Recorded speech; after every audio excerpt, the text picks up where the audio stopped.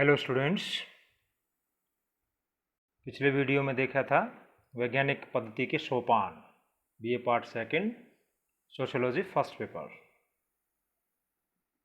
आज हम देखते हैं सामाजिक अनुसंधान में वैज्ञानिक पद्धति के प्रयोग की समस्याएं। भाई, वैज्ञानिक पद्धति का प्रयोग होता है सामाजिक अनुसंधान में, तो उसमें ऐसे नहीं है कि भी कोई प्रॉब्लम नहीं आए। प्रॉब्लम आती हैं, तो वो प्रॉब्लम्स कौन कौन सी है, इस बारे में समाजशास्त्रीय जगत में या जो scientific methods in social research के जानकार विद्वान हैं, वो ये मानते हैं कि सामाजिक अनुसंधानों में जो वैज्ञानिक पद्धति का उपयोग होता है वो सही नहीं होता। या एक विद्वानों के वर्ग का ये मानना है कि वैज्ञानिक पद्धति का उपयोग किया जाता है, या दूसरा वर्ग ये मानता है, इसके विपरीत आवाज़ उठाता है कि सामाजिक अनुसंधान के क्षेत्र में वैज्ञानिक पद्धति का कोई महत्व नहीं है, सामाजिक अनुसंधान में वैज्ञानिक पद्धति इस्तेमाल नहीं हो सकती। तो इस मामले में दो परस्पर विरोधी विचारधाराएं जो हैं वो आज भी प्रचलित है। तो हमें दोनों विचारधाराओं को देखना है। पहले तो ये देखेंगे पॉइंट वाइज कि वैज्ञानिक पद्धति के उपयोग की सामाजिक अनुसंधान में क्या क्या अड़चनें आती हैं, समस्या क्या है, और उस पॉइंट को डिस्कस करने के तुरंत बाद ये देखा जाएगा कि वैज्ञानिक पद्धति के इस्तेमाल में या वैज्ञानिक पद्धति के प्रयोग में सामाजिक अनुसंधान के क्षेत्र में ये समस्या अपने आप में कोई बड़ी समस्या नहीं है। ये वैसे ही उस दूसरी विचारधारा का भ्रम मात्र है कि ये ऐसा नहीं हो सकता, सामाजिक अनुसंधान के क्षेत्र में साइंटिफिक मेथड का कोई महत्व नहीं होता है, साइंटिफिक मेथड का इस्तेमाल नहीं होता। इस मामले में यह उपयुक्त लगता है कि पहले उन विद्वानों के तर्क प्रस्तुत कर दिए जाएं जो ये मानते आए हैं कि वैज्ञानिक पद्धति का उपयोग सामाजिक अनुसंधान के क्षेत्र में नहीं किया जा सकता। फिर निष्कर्ष रूप में देखा जाए कि साइंटिफिक मेथड का इस्तेमाल सामाजिक अनुसंधान में होता है और आज भी अच्छी तरह किया जाता है। जो तर्क हैं वो भ्रामक हैं। तो इस कारण से दोनों ही प्रकार की विचारधाराओं को डिस्कस किया जाता है। इस संदर्भ में जो विद्वान हैं प्रोफेसर लुंडबर्ग, उनके द्वारा जो प्रस्तुत किया गया है वो मॉडल सही, प्रारूप सही माना जाता है। जो तत्व वैज्ञानिक पद्धति में बाधक माने जाते हैं वो तत्व जो हैं, खास करके जिनकी चर्चा की जाती है कि इस कारण से सामाजिक अनुसंधान में वैज्ञानिक पद्धति का इस्तेमाल नहीं होता है, तो वो कारण कौन कौन से हैं, या वो तत्व जो हैं लुंडबर्ग के अनुसार कौन कौन से हैं। पहला जो दिया जाता है इसमें तर्क जो है कि सामाजिक घटनाओं की जटिलता, कॉम्प्लेक्सिटी ऑफ सोशल फेनोमेना। भाई ये है कि कुछ लोगों का ये मानना है, कुछ विद्वानों का, कि सामाजिक जो घटनाएं हैं वो जटिल होती है। समाज बाय नेचर जो समाज है वो एक सरल अवधारणा नहीं है, समाज एक जटिल और अमूर्त अवधारणा है। तो उसमें घटनाओं का सरल होने का प्रश्न ही पैदा नहीं होता। और सामाजिक घटनाएं जो है वो उतनी सरल नहीं होती जितनी दिखाई देती हैं। और मनुष्य इस सामाजिक व्यवस्था में रहते हुए जो उसके जो व्यवहार होते हैं, यानी कि हमारे जो व्यवहार हैं व्यक्तियों के, वो उतने सरल प्रतीत नहीं होते हैं जितने ऊपरी तौर के ऊपर हमें नजर आते हैं। सरल नहीं है। सामाजिक घटनाओं में जो है कर्म को लेकर के उसकी सीक्वेंस क्या है, उसका स्वरूप क्या है, और उसकी व्यवस्था अव्यवस्था के बारे में क्या विचार है, वो एक जटिल प्रक्रिया है। और वास्तव में इस तरह गुथी हुई रहती है कि उसको समझना जो है ना वो आसान नहीं होता, काफी कठिन होता है।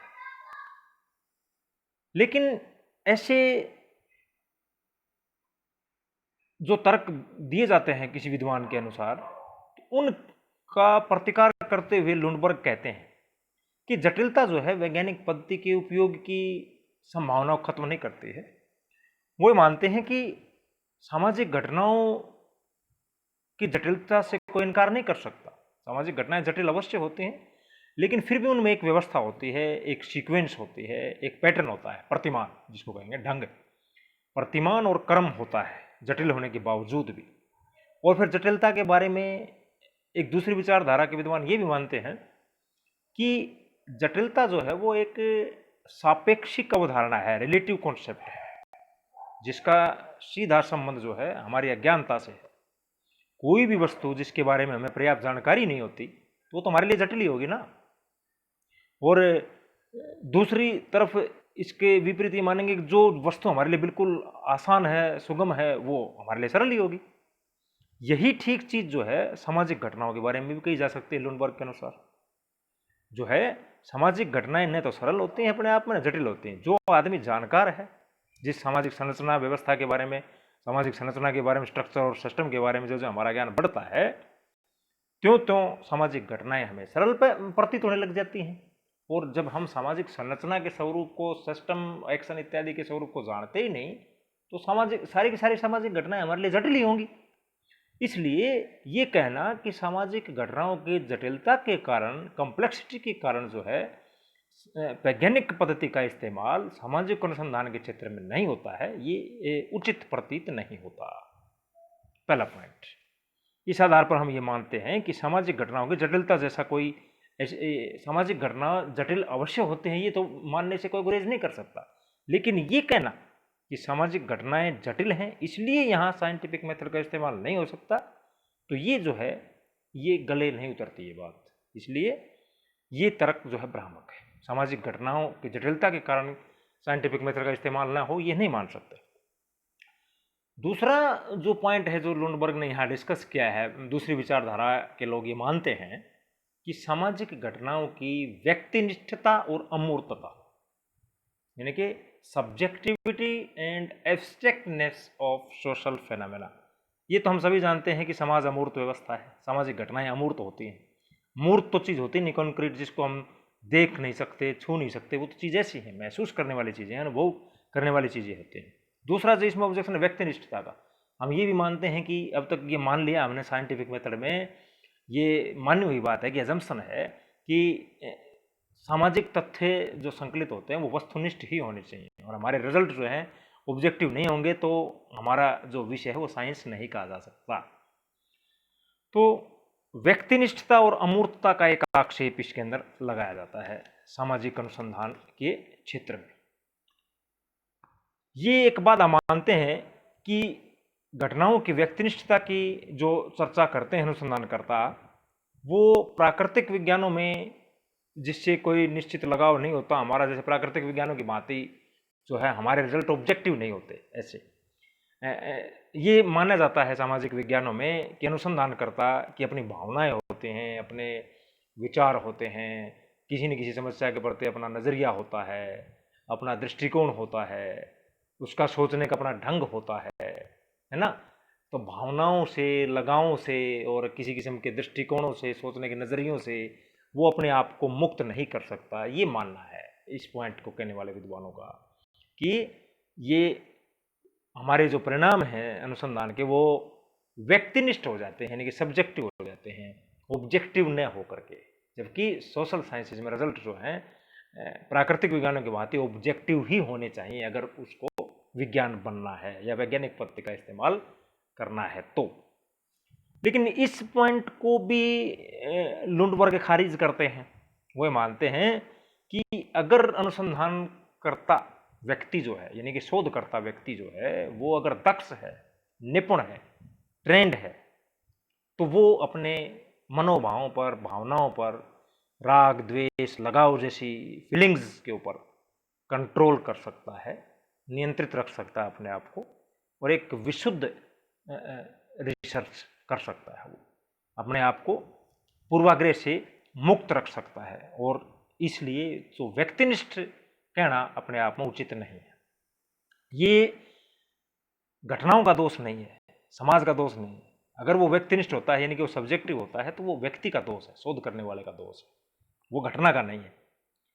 दूसरी आपत्ति इसमें आई थी, लुंडबर्ग लिखते हैं कि ये जो अमूर्त वाली जो बात है कि सामाजिक घटनाएं अमूर्त होती हैं, ये कुछ सीमा तक सही हो सकती है, क्योंकि परंपराएं हैं, रीति रिवाज हैं, संस्कृति हैं, जनरीतियां, लोकाचार जो हैं वो अमूर्त होते हैं, और इनका अध्ययन जो वैज्ञानिक पद्धति से करते हैं तो कहीं ना कहीं जो है व्यक्तिनिष्ठता जो है अंतर्हित विशेषताओं के कारण आ सकती है, आ जाती है चीज़ें, है ना। लेकिन यहाँ पर भी ये थोड़ा सा कह सकते हैं अपन कि अमूर्तता के तर्क को जो अगर थोड़ा बहुत मान भी लिया जाए, कुछ सीमा तक, कहते हैं ना, लुंडबर्ग कहते हैं एक सीमा तक अगर इसको मान भी लिया जाए, तो उसका अभिप्राय ये होगा कि मूर्त और अमूर्त घटनाओं के अध्ययन के लिए हमें अलग अलग जो है प्रकार की पद्धतियाँ की जरूरत पड़ेगी, फिर पद्धतियों की अलग अलग पद्धतियाँ चाहिए हमारे लिए, है ना। इस तरह से हम इसको ये मान करके खारिज नहीं कर सकते कि हमारे रिजल्ट जो है न व्यक्तिनिष्ठ हो जाएंगे और घटनाएं अमूर्त हैं इसलिए हम साइंटिफिक मेथड का इस्तेमाल न करें, ये उचित नहीं होता। अलग अलग प्रकार की घटनाओं के लिए आंतरिक विशेषता अलग अलग होती हैं, फिर भी जो शोध का जो स्तर है, और वो सोशल साइंसेज में एक हद तक ये मानेंगे अमूर्त वाली जो ऑब्जेक्शन है अमूर्त घटना वाला, उसमें जो हमारे भौतिक विज्ञान यानी कि नेचुरल जो साइंसेज हैं वो देखो, नो डाउट, निसंदेह ये मानने में कोई बुराई नहीं है कि सोशल साइंस से ज़्यादा सटीक और ज़्यादा वस्तुनिष्ठ तो होते हैं, लेकिन इतना तो नहीं कह सकते कि ये सामाजिक विज्ञानों के अंदर हम वैज्ञानिक पद्धति का इस्तेमाल ही नहीं करें कि कंप्लीटली हमारी रिसर्च जो वो ऑब्जेक्टिव नहीं रह पाएगी, बिल्कुल सब्जेक्टिव हो जाएगी, यानी कि वस्तुनिष्ठता का हम लक्ष्य ही नहीं प्राप्त कर सकेंगे, ऐसा नहीं हो सकता। अमूर्त घटनाओं का भी हम जो है व्यक्तिनिष्ठ घटनाओं का अवलोकन और जो है सर्वेक्षण इत्यादि करते हैं, रिसर्च करते हैं, तो वो काफ़ी हद तक सही किया जाता है। नेक्स्ट पॉइंट इसमें आता है तीसरा, सामाजिक घटनाओं की गुणात्मक प्रकृति, qualitative nature of social phenomena. यह सामाजिक अनुसंधान में वैज्ञानिक पद्धति के महत्व में अगला जो रुकावट का जो पॉइंट दिया है दूसरी विचारधारा के लोगों ने, वो है सामाजिक घटनाओं की गुणात्मक प्रकृति।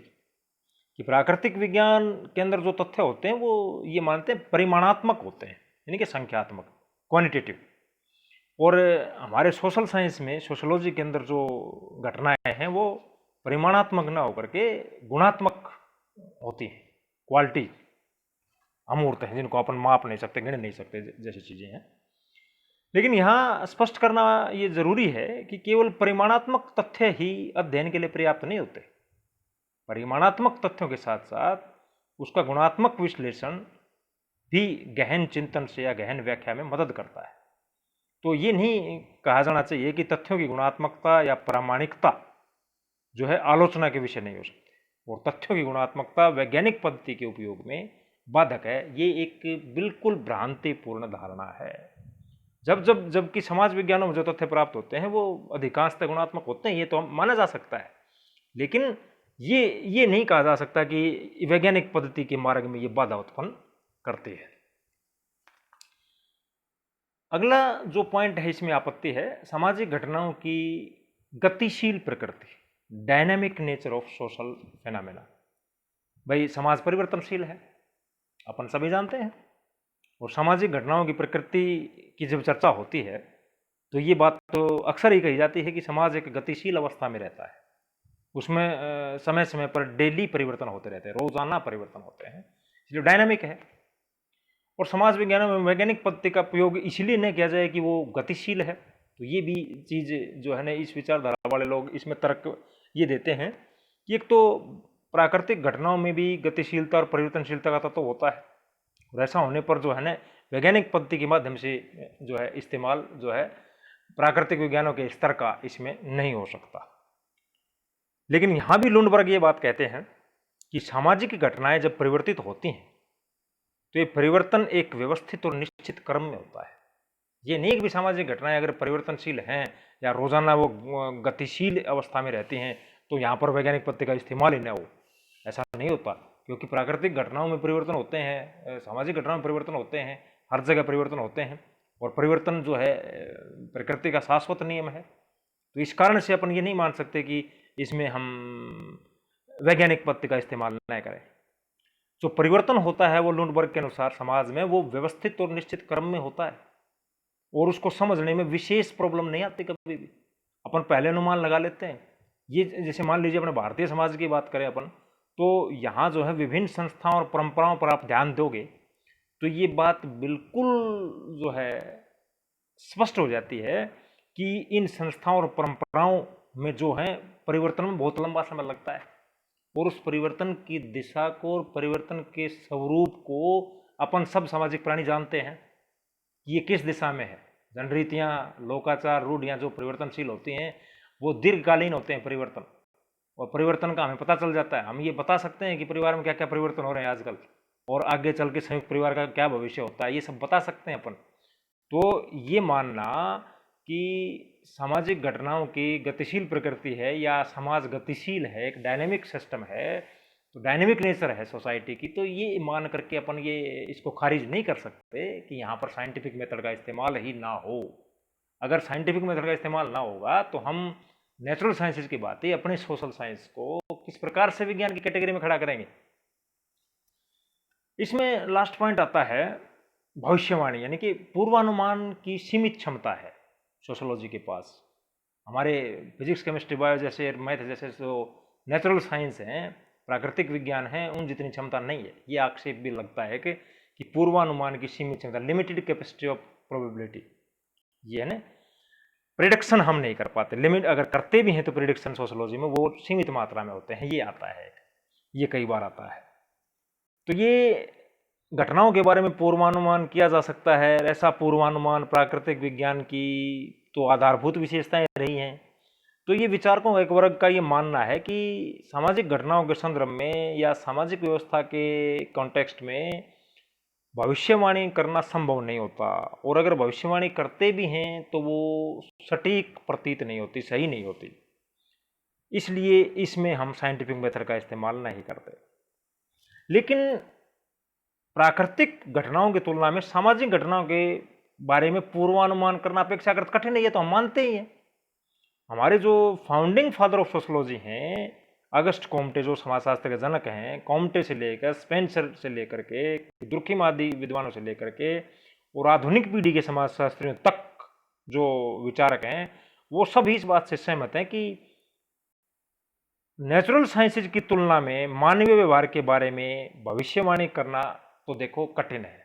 हम ये नहीं दावा करते कि प्राकृतिक विज्ञानों की भांति ही हम प्रिडिक्शन कर सकते हैं किसी भी चीज को लेकर के, और आगे चल करके ये मानो कि भविष्यवाणी कौन सी, नेचुरल साइंसेज में जो भविष्यवाणी होती है वो क्या 100% सही बैठ जाती है, वो 100% करेक्ट थोड़ी होती है। अपन रोज देखते ही हैं कि यदि पूर्वानुमान की बात कर भी लें, अब भाई ये वैज्ञानिक पद्धति की कसौटी होती है या नेचुरल साइंसेज की कसौटी होती है कि पूर्वानुमान करना चाहिए या भविष्यवाणी करनी चाहिए, तो प्राकृतिक विज्ञानों के अंदर जो भविष्यवाणियां होती हैं वो कौन सी सारी की सारी सत्य सिद्ध होती है, ये भी तो बात विचारनी है ना। तो जैसे मौसम, आप फॉर एग्जाम्पल मौसम विभाग के द्वारा दी गई जो भविष्यवाणियां हैं, वो मौसम विभाग के द्वारा जो पूर्वानुमान हर बार सही साबित नहीं होते। अपन रोज देखते हैं ये चीज कि मौसम विभाग के द्वारा जो किए गए पूर्वानुमान हैं वो बहुत बार गलत प्रमाणित हुए। तो पूर्वानुमान के गलत प्रमाणित होने पर जो है एक महत्वपूर्ण कारण ये है कि पूर्वानुमान जो होता है या भविष्यवाणी जो होती है हमेशा निश्चित परिस्थितियों के संदर्भ में किए जाते हैं। ये सीधी लाइन नहीं खींचनी चाहिए कि भी पूर्वानुमान की सीमित क्षमता है सोशल साइंसेज में, वो निश्चित परिस्थितियों के अंदर ही होते हैं, और अगर परिस्थितियों में ही अगर अंतर आ जाता है तो पूर्वानुमान भी गलत प्रमाणित हो जाते हैं। तो ऐसी स्थिति जो होती है प्राकृतिक और सामाजिक दोनों ही प्रकार के विज्ञानों में आ जाती है। प्राकृतिक विज्ञानों में भी, नेचुरल साइंसेज में भी भविष्यवाणियां बहुत बार गलत साबित हुई हैं, बहुत बार गलत साबित होती भी हैं। तो ये कोई जो है आधार है वो ज़्यादा सटीक प्रतीत नहीं होता। तो वैज्ञानिक पद्धति के महत्व के बारे में दोनों जो विपरीत विचारधाराओं का जो विश्लेषण है, मैं आशा करता हूँ कि समझ में आया होगा आपको, और उसके आधार पर इतना निश्चित रूप से हम कह सकते हैं कि समाज विज्ञानों में जो अध्ययन पद्धति है, वैज्ञानिक पद्धति के माध्यम से जो अध्ययन किए जा रहे हैं समाज विज्ञानों के अंदर, सोशल साइंस में विशेष रूप से अपने विषय की बात करें अपन सोशोलॉजी की, तो उनके अंदर ये जरूर कह सकते हैं हमें कि भाई प्राकृतिक विज्ञानों जितना तो हम सटीकता नहीं ला सकते हैं, इन सोशोलॉजी की जो सर्वेक्षण कार्य होते हैं या जो अनुसंधान कार्य होते हैं, उसमें वैज्ञानिक पद्धति का उपयोग जो है प्रभावशाली ढंग से कर रहे हैं हम, लेकिन उतना प्रभावशाली ढंग से नहीं हो पाता है जितना कि हमारी नेचुरल साइंसेज में होता है। लेकिन इतना ज़रूर है कि हम सामाजिक विज्ञानों में वैज्ञानिक पद्धति पर अधिक से अधिक बल देते हैं, ताकि हमारी जो सामाजिक अनुसंधान की जो गति है वो आगे बढ़े। हमारा जो विषय है सोशोलॉजी, वो उसकी वैज्ञानिक प्रकृति की दिशा में आगे प्रगति हो।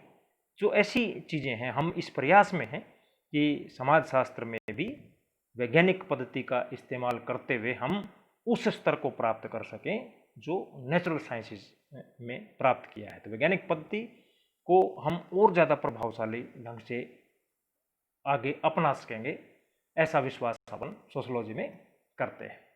Thank you.